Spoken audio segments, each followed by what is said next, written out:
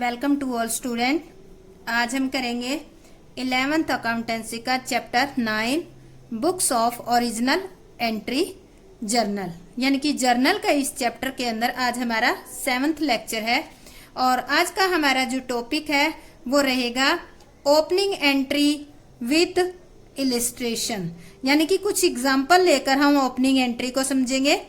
और second topic हमारा रहेगा बैड डेब्ट्स क्या होता है, और थर्ड टॉपिक हमारा रहेगा बैड डेब्ट्स रिकवर्ड। ये है हमारा डूबत ऋण बैड डेब्ट्स, और थर्ड हमारा है बैड डेब्ट्स रिकवर्ड। तो फर्स्ट एंट्री हमारी है प्रारंभिक प्रविष्टि कहते हैं जिसको हम ओपनिंग एंट्री को हिंदी के अंदर। तो देखो ओपनिंग एंट्री है क्या, यानी कि साल के स्टार्ट में जो एंट्री की जाती है वो ओपनिंग एंट्री। अब देखो साल के स्टार्टिंग में आप किस चीज की एंट्री करोगे ये आपके लिए जानना बहुत जरूरी है। तो आपको मैं समझाने की कोशिश कर रही हूँ। जैसे कि हमारा साल यहाँ से स्टार्ट होता है और हमारा साल यहाँ पर एंड हो गया, ठीक है। ये हम लेते हैं कि 2017-18 का कहाँ से स्टार्ट हुआ, हमारा 1 अप्रैल 2017 से शुरू हुआ और खत्म कहाँ हुआ, हमारा 31 मार्च 2018 को खत्म हुआ, ठीक है। तो अब हम जो है खाते इस तारीख को बनाएंगे, यहाँ पर इस तारीख को हम खाते बनाएंगे। तो हमारे पास बहुत सारी बिजनेस में एसेट्स होगी, लायबिलिटी होगी, ठीक है। तो ये सारी चीजें हमारे पास होगी। तो अब हम क्या करेंगे, क्या साल के एंड में जो हमारी एसेट्स और जो भी लायबिलिटी होती है क्या वो एक ही साल के अंदर यूज्ड हो जाती है, या उनको हम यूज एंड थ्रो वाला इस सिस्टम अपना के उनको बाहर कर देते हैं? नहीं, मान लेते हैं साल के एंड में हम मानते हैं कि जब हमने यहाँ इस डेट को 31 मार्च को अकाउंट बनाए तो मानते हैं कि एसेट्स हमारी 50,000 थी, ठीक है, और लायबिलिटी हमारी थी 20,000, ठीक है। तो अब देखो 31 मार्च को हमारे पास ये चीजें थी, तो अगले साल 1 तारीख को यानी कि यहाँ 1 अप्रैल को हमारा कौन सा साल स्टार्ट हो जाएगा, 2018 टू आगे यहाँ पर 31 मार्च 2019 का ईयर यहाँ पे खत्म होगा। तो इस साल के एंड में जो भी एसेट्स और लायबिलिटी है वो 1 तारीख को ट्रांसफर हो जाएगी। तो यहाँ तो देखो क्लोजिंग बैलेंस है इनका, ठीक है, क्लोजिंग है, और यहाँ पर ये बैलेंस कौन सा बन जाएगा, ओपनिंग। यानी कि साल के स्टार्टिंग में जो बैलेंस ओपनिंग होता है वो साल के एंड में कौन सा बन जाएगा, क्लोजिंग। तो ये जो चीजें हैं ये साल के शुरू में हम जो बची हुई है ना, यहाँ बची हुई है इतनी चीजें, तो इन्हीं को लेकर जो एंट्री करते हैं उसको ही हम कहते हैं ओपनिंग एंट्री। अब देखो आप एक इक्वेशन आपने सेकंड चैप्टर में की थी, तो इसके अंदर देखो एसेट्स और लायबिलिटी दो चीजें दे रखी है, कैपिटल नहीं दे रखी। पर एंट्री करते हो तो आप एसेट्स को क्या करते हो, एसेट्स को हमेशा हमेशा डेबिट करते हो। आपने 50,000 रुपए डेबिट कर दिया, और लायबिलिटी को क्या करते हो, टू लायबिलिटी, लायबिलिटी को हमेशा और हमेशा क्रेडिट करते हो। तो आपने यहाँ पर क्रेडिट कर दिया। पर क्या आपका रूल ठीक बैठा है, क्योंकि अभी तक हमने ये पढ़ा था कि जितना डेबिट किया जाता है उतना ही क्रेडिट किया जाता है, पर यहाँ नहीं। यहाँ क्या है, एसेट्स जो है लायबिलिटी से ज्यादा है।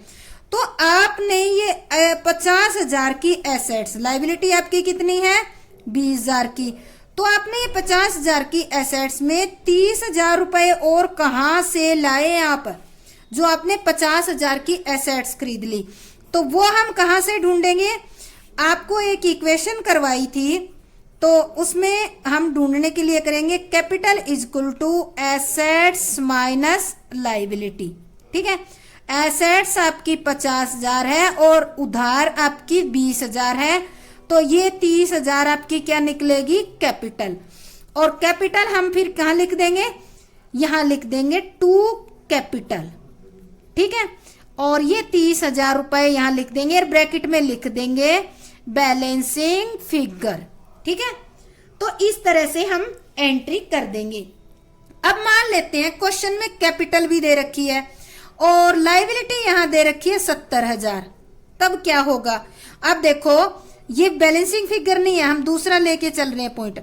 कैपिटल क्वेश्चन में दे रखी है और लाइबिलिटी दे रखी है 70, तो क्रेडिट साइड तो 1,00,000 होगी और डेबिट कितनी है 50,000। तो आपकी ये जो है एसेट्स कम है और ये जो है ज्यादा है, तो आपका जो डिफरेंस होगा वो क्या निकलेगी? गुडविल निकलेगी, गुडविल अकाउंट डेबिट। तो इस तरह से हम ओपनिंग एंट्री कंप्लीट करते हैं। यानी कि अगर एसेट्स ज्यादा है, डेबिट ज्यादा है क्रेडिट से, तो बैलेंसिंग फिगर कैपिटल निकलेगी। अगर क्वेश्चन में कैपिटल दे रखी है और क्रेडिट साइड ज्यादा निकलती है, तो आपकी क्या होगी? गुडविल होगी, जिसको हम डेबिट करेंगे क्योंकि गुडविल एक एसेट्स होती है। तो अब हम एज ए थ्योरी पढ़ते हैं कि ओपनिंग एंट्री होती क्या है, और इसको एक एग्जांपल लेके और समझेंगे हम अच्छे ढंग से, ताकि क्लियर हो जाए। ओपनिंग एंट्री, सभी व्यापारी प्रत्येक वर्ष के आरंभ में नई पुस्तकें बनाते हैं, ठीक है, क्योंकि पिछले वर्ष के बैलेंस को अगले वर्ष की पुस्तकों में अगले वर्ष में लाने के लिए क्या कहते हैं? कैरी फॉरवर्ड करना तथा जर्नल में प्रथम एंट्री करना। क्योंकि पिछले वर्ष का जो भी बैलेंस होते हैं उनको अगले साल स्टार्टिंग में लाकर एंट्री करते हैं, इसलिए इसे ओपनिंग एंट्री कहा जाता है। साल के स्टार्टिंग में की जाती है, इसलिए इसको पहली एंट्री, प्रथम प्रविष्टि या प्रारंभिक प्रविष्टि या फिर ओपनिंग एंट्री कहा जाता है। ये एंट्री पिछले वर्ष की पुस्तकों से पिछले वर्ष की एसेट्स एंड लायबिलिटी के बैलेंस को आगे लाकर की जाती है। अभी हमने देखा एसेट्स और लायबिलिटी को आगे लाकर हम एंट्री करते हैं। इसके बाद आता है कि सभी संपत्तियों के खाते को क्या किया जाता है? डेबिट, और लायबिलिटी के खातों को क्या किया जाएगा? क्रेडिट किया जाएगा। क्योंकि हमने रूल के अकॉर्डिंग ही पढ़ा है कि एसेट्स को डेबिट ही किया जाता है, और ये तो हमारी बची हुई एसेट्स है, पिछले साल की एसेट्स है, तो डेबिट ही होगी, और जो लायबिलिटी है वो भी हमारी पिछले साल की है, तो लायबिलिटी को क्रेडिट किया जाता है। यदि प्रश्न में पूंजी की राशि नहीं दे रखी है, कैपिटल नहीं दे रखी है, तो एसेट्स में से लायबिलिटी की अमाउंट को लेस करके, घटाकर ज्ञात की जाती है। कैपिटल कैसे ज्ञात करी जाएगी? एसेट्स माइनस लायबिलिटी करके, और इसे क्रेडिट किया जाएगा। अभी क्वेश्चन में हमने क्रेडिट किया था, तो इसे हम क्या कर देंगे? इसे मतलब कैपिटल को क्रेडिट किया जाएगा। यदि दायित्वों का जोड़ एसेट से ज्यादा है, अगर मान लेते हैं हमारे लायबिलिटी जो है एसेट से ज्यादा है, तो जितना भी डिफरेंस आएगा, अंतर की राशि क्या कहलाएगी? गुडविल। और गुडविल मानकर उसकी एंट्री हम किस में करेंगे? डेबिट में करेंगे। तो ये थी हमारी ओपनिंग एंट्री। सीधी सी भाषा में हम कह सकते हैं पिछले साल की बची हुई या जो पिछले साल का जो क्लोजिंग बैलेंस है एसेट्स और लायबिलिटी का, इस साल के स्टार्टिंग में पहले नंबर पर उसकी एंट्री की जाती है। इसी कारण से इसको ओपनिंग एंट्री कहते हैं। तो इसको समझने के लिए हम एग्जाम्पल लेते हैं और उससे एंट्री करके देखते हैं कि इसकी एंट्री कैसे की जाएगी। तो हमारा ये एग्जाम्पल है, balance appeared in books on 1 अप्रैल 2018। जब हम साल का स्टार्ट कर रहे हैं तो पिछले साल का बैलेंस इन चीजों का हमारे पास सामने आया है। इसको ध्यान से पढ़ना है। दो ही चीजें दी हुई है, एसेट्स दी हुई है और लायबिलिटी, ठीक है। तो देखो कैश कितना आपके पास? 8,000, बैंक 20,000, स्टॉक 54,000 और डेटर आपका 47,000। अब डेटर जो होते हैं है कौन कौन?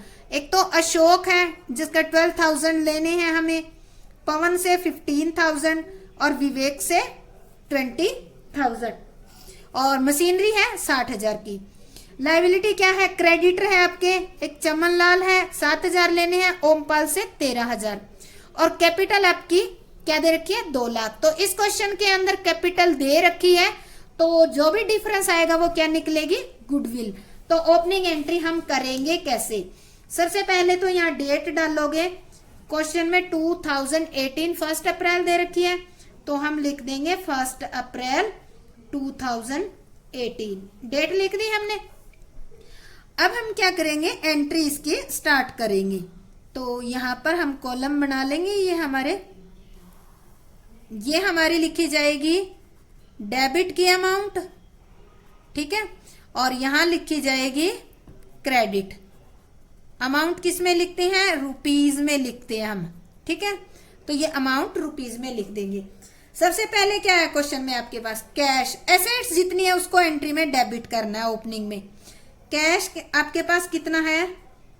कैश अकाउंट डेबिट 8,000 रुपए। फिर उसके बाद सेकंड नंबर पे है आपका बैंक। बैंक में आपके पैसे जमा है वो है कितने रुपए हैं? 20,000। तो डेबिट में लिख देंगे 20,000। फिर आपके पास stock, stock account debit, stock कितना है? 54,000 का। फिर है डेटर, डेटर ओनली 47,000 नहीं लिखने आपको, जो जो अलग अलग डेटर है उनके नाम लिखने हैं।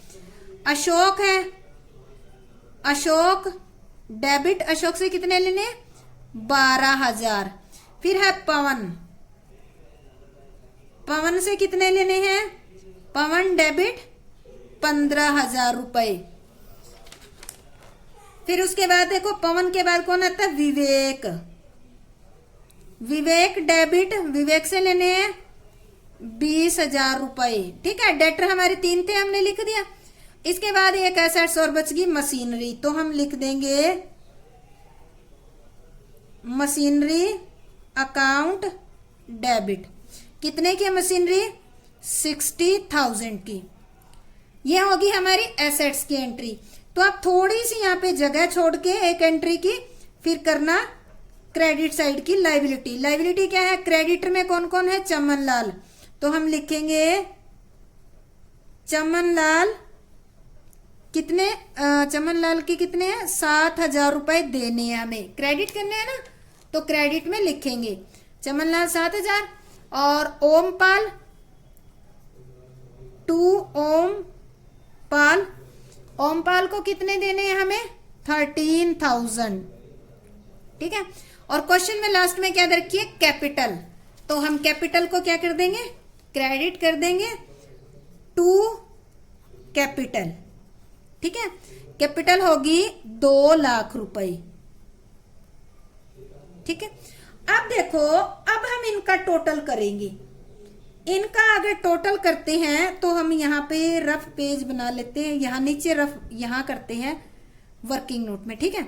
ये रफ है तो ये लाइनें लगा लेते हैं हम, ये रफ है। तो अब इसका टोटल करो। टोटल एसेट्स कितनी होगी आपकी? टोटल एसेट्स, एसेट्स में मत लिखो, डेबिट साइड लिखो, ठीक है। डेबिट साइड का टोटल कितना हो गया? डेबिट का टोटल हो गया, ये सारे अगर हम टोटल करते हैं तो टोटल बैठता है हमारा 1,89,000। और क्रेडिट का टोटल कितना बैठता है? क्रेडिट का टोटल बैठता है हमारा 2,20,000 रुपए, ठीक है। तो कौन सा ज्यादा है? क्रेडिट का 2,20,000 है और डेबिट का हमारा है 1,89,000। तो हमारी जो है 31,000 जो है किसके ज्यादा है? Credit side. अगर क्रेडिट साइड ज्यादा है तो आपने रूल पढ़ाई है कि डेबिट और क्रेडिट आपको बराबर करने हैं। तो ये किस वजह से ज्यादा हुई होगी आपकी कैपिटल? और तो ये सिर्फ गुडविल की वजह से ज्यादा हुई है। तो हम डिफरेंस जो है यहां लिख देंगे गुडविल अकाउंट डेबिट, और ब्रैकेट में लिख देंगे बैलेंसिंग फिगर कितनी? 31,000। तो अब हमारी ये एंट्री क्या हो जाएगी? कंप्लीट हो जाएगी। तो ये हम नीचे नरेशन में क्या लिखेंगे? लिखेंगे assets and liabilities brought forward. हमने क्या किया है? पीछे से लाए हैं, ब्रॉट फॉरवर्ड, बैक फॉरवर्ड भी कह सकते हो। तो ये जितनी भी एसेट्स और लाइबिलिटी है ये पीछे से लाई गई है। और हमने फर्स्ट नंबर पे इस साल की स्टार्टिंग में जो एंट्री की है, पहली एंट्री 1 अप्रैल को यही की है। इस कारण से इसको कौन सी एंट्री कहते हैं? ओपनिंग एंट्री कहते हैं। तो यह आज का हमारा फर्स्ट टॉपिक था, ओपनिंग एंट्री। नेक्स्ट हमारा आता है सेकंड टॉपिक आज का है हमारा, बैड डेब्ट्स या डूबत ऋण क्या होते हैं। तो इसके नाम से ही आपको पता चल जाता है, डूबत यानी कि डूबे हुए रुपए। तो इसको हम कैसे करेंगे, डूबत ऋण को, यानी कि जो रुपए डूब गए हैं उसको डूबत ऋण कहा जाता है। तो इसकी पहले थ्योरी पढ़ लेते हैं थोड़ी सी, क्योंकि कई बार 2 नंबर में इसकी थ्योरी आ जाती है। तो ये पढ़ते हैं, यदि किसी की थ्योरी आ जाती है तो ये पढ़ते हैं, यदि किसी ग्राहक को उधार माल बेचा गया हो, क्या किया गया हो, किसी कस्टमर को आपने उधार में माल बेचा हो और उस ग्राहक के दिवालिया हो जाने के कारण या किसी अन्य कारण से उस ग्राहक से रुपए प्राप्त, रकम प्राप्त नहीं होती है। यानी कि किसी को माल बेचा है और उसने किसी भी कारण से या दिवालिया हो जाने के कारण हमारे पैसे नहीं लौटाए। अगर वो नहीं लौटाता है, बार बार उसको इन्फॉर्म करते हैं, फिर भी अगर वो रुपए नहीं लौटाता है तो हम उसके रुपए डूबे हुए मानकर किस में लिख देते हैं, डूबत ऋण के अंदर, यानी कि बैड डेब्ट्स में लिख देते हैं।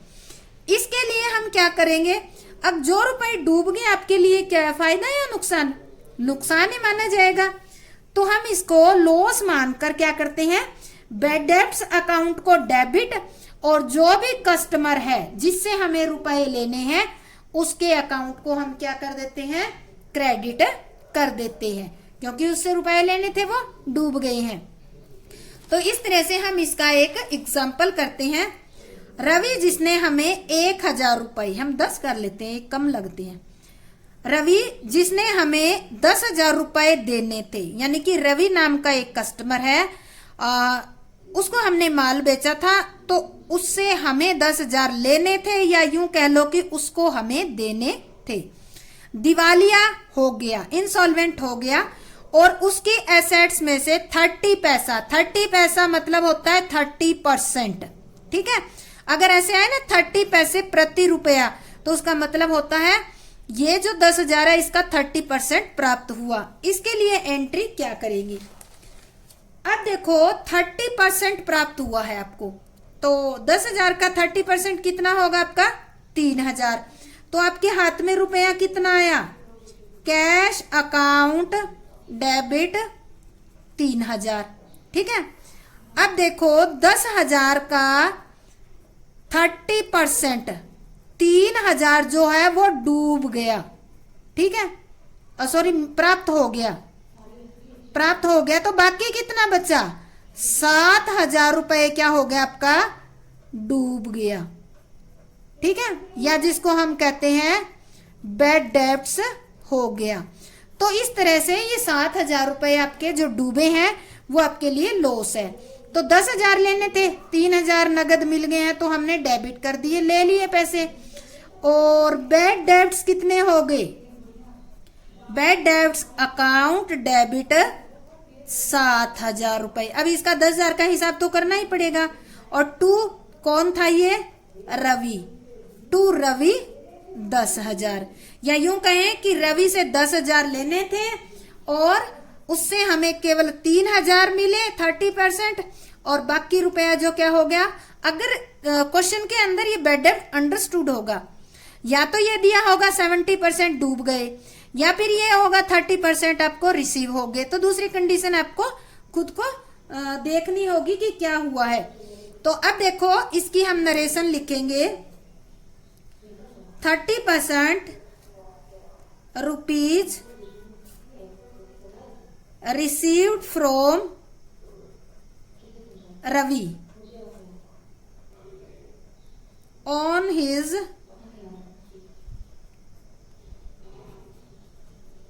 इंसॉल्वेंसी, यानी कि उसके दिवालिया होने पर हमें कितने मिले, 30% रुपए हमें प्राप्त हो गए हैं। तो इस तरह से आप एंट्री करोगे। अब देखो इसके अंदर हमने किया है बैड डेब्ट्स, यानी कि रुपए डूब गए। अब ये जो रुपए डूब जाते हैं, मान लेते हैं ये रवि था, इसने ये 7,000 रुपए डूब गए, इसके जरूरी नहीं है कि ये परमानेंट ना भी दे, हो सकता है दे भी दे और हो सकता है ना भी दे। अगर ये आगे मिल जाते हैं हमें, तब हम क्या करेंगे? तो थर्ड पॉइंट आज का हमारा, या तीसरा टॉपिक हम कहें कि आज का हमारा है डूबत ऋण प्राप्ति खाता, बैड डेब्ट्स रिकवर्ड अकाउंट। यानी कि जो रुपए डूब जाते हैं और जिनको हम डूबा हुआ मान लेते हैं, बैड डेब्ट्स मान लेते हैं और बाद में हमें प्राप्त हो जाते हैं, तो उसको हम क्या कहते हैं? बैड डेब्ट्स रिकवर्ड अकाउंट, यानी कि डूबे हुए रुपए प्राप्त होना। कई बार ऐसा होता है कि जिस राशि को डूबत ऋण खाते में लिखा जा चुका है, किस में लिख दिया? बैड डेब्ट्स में लिख दिया, और कुछ समय बाद वह राशि प्राप्त हो जाती है, वो अमाउंट मिल जाती है, तो ऐसी कंडीशन में एंट्री हम क्या करेंगे? जिस व्यक्ति से रुपए प्राप्त हुए हैं उसके खाते को क्रेडिट नहीं करेंगे। वैसे तो रूल है ना कि जिससे रुपए मिलने हैं उसके अकाउंट को क्रेडिट करना है, पर यहाँ नहीं करेंगे हम। क्यों नहीं करेंगे? क्योंकि देखो पीछे वाली एंट्री के अंदर जब इससे रुपए डूबे थे तो हमने यहाँ इसके अकाउंट को क्या कर दिया था? यहाँ हमने क्रेडिट कर दिया था, और ये जो बाकी रुपए इनको हमने बैड डेब्ट्स में डाल दिए थे। तो अब हम क्या करेंगे? जिस व्यक्ति से रुपए डूबे हैं या जिस व्यक्ति से डूबे हुए रुपए प्राप्त हुए हैं, तो उसके अकाउंट को क्रेडिट नहीं करेंगे, अब बल्कि किसको करेंगे? बैड डेब्ट्स रिकवर्ड को। यानी कि जो हमने बैड डेब्ट्स डेबिट किया था वो रिकवर हो गया, तो उसकी एंट्री में हम बैड डेब्ट्स रिकवर्ड अकाउंट को क्रेडिट करेंगे। और कैश मिला इसके बदले, तो कैश अकाउंट को हम डेबिट करेंगे। एंट्री करेंगे, सुभाष से 20,000 रुपए प्राप्त किए। सुभाष कौन था?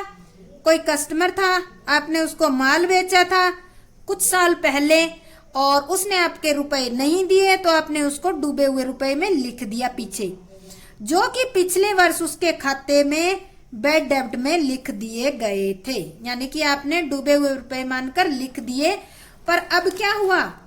सुभाष से 20,000 रुपए मिल गए, प्राप्त हो गए, तो अब एंट्री क्या करेंगे? आपके हाथ में क्या आई है? पैसे आए हैं, कैश आया है, तो आप एंट्री करोगे कैश अकाउंट डेबिट। कितने मिले आपको? 20,000। और टू क्या करोगे? सुभाष को क्रेडिट नहीं करोगे, बल्कि जो डूबे हुए रुपए मिले उनको करोगे।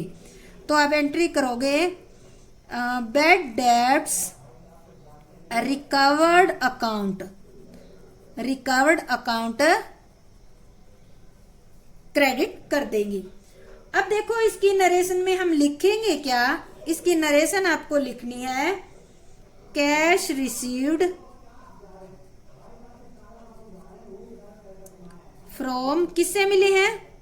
अब यहां इसका नाम लिखना जरूरी है, from Subhash previously written off. क्या किसमें लिखे थे? As bad debts, debts. तो अब देखो यहां नरेशन के अंदर जिससे भी हमें रुपए रिकवर्ड हुए हैं उसका नाम लिखना जरूरी है। क्यों एंट्री के अंदर इसका नाम नहीं आया? तो इस एंट्री की नरेशन में इस एंट्री को अच्छी ढंग से एक्सप्लेन करने के लिए इसका नाम लिखना जरूरी है कि cash received from Subhash previously written off as bad debts. जो पिछले साल हमने बैड डेब्ट्स में लिख दिए थे वो सुभाष से हमें प्राप्त हुए हैं।